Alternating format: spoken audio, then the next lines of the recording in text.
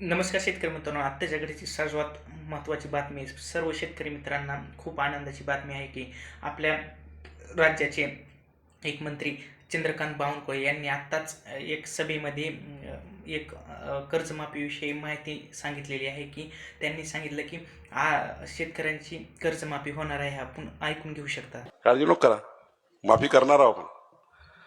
पण गाडी घोडा बंगला मर्सडीज कार त्यांची नाही करणार आहे.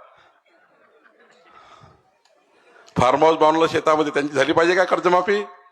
हा, आमच्या शेतकऱ्यांचं, गरीब शेतकऱ्यांचं, मध्यमवर्गीय शेतकऱ्यांचं, जो शेतकरी राब राब मेहनत करतो, व्याजावर व्याज, सरळ व्याज व्याज व्याज भरू भरू त्या ठिकाणी तो गरीब त्या ठिकाणी कर्ज भरू शकत नाही.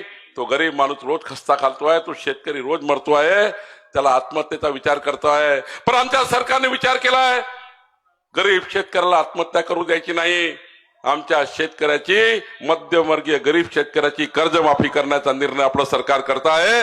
गरीब शेतकऱ्याची, मध्यमवर्गीय शेतकऱ्याची कर्जमाफी करण्याचा निर्णय आपलं सरकार करणार आहे.